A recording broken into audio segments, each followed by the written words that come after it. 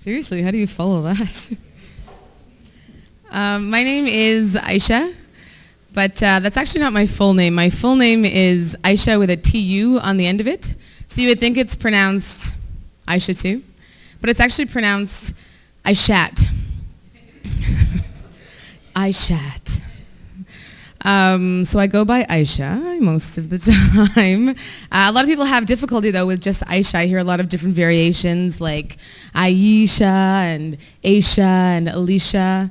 Like, it's not just like a suggestion when I say my name's Aisha. You don't just get to choose whatever you're most comfortable with pronouncing.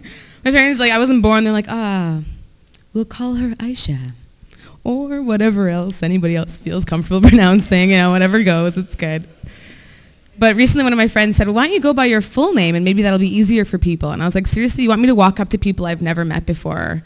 Like, hi, Aishat.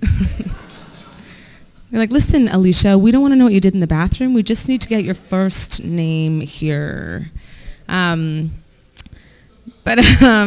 different name, different look. I'm a mix. A lot of different names. People will call me mulatto is one of them, which translates into mule. So I'm like the donkey of the racial world. Super sexy.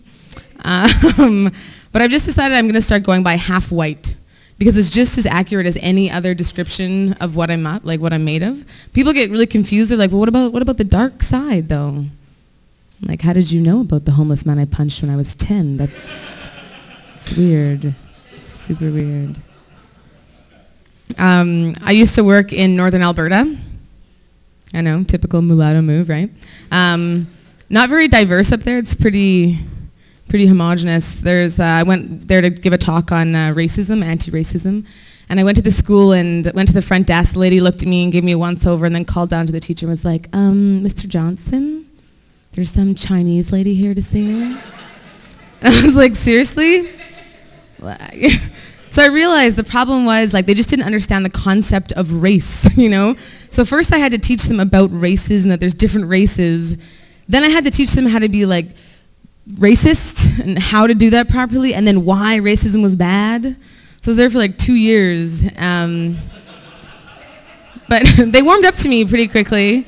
And at one point there's, the kids came over and they're like, oh my gosh, Aisha, there's an Indian guy.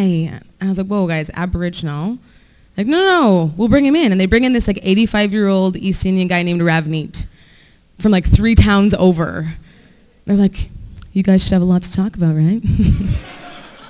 Like, I don't know what they thought was gonna happen. Like, we're gonna join hands and like this whirlwind of delicious curry and awesome dance moves is gonna like erupt before their eyes or something. So, I don't know. But Ravneet and I are still together, so that's awesome. I think that's about 3 minutes. I've been Aisha Alfa. Thank you.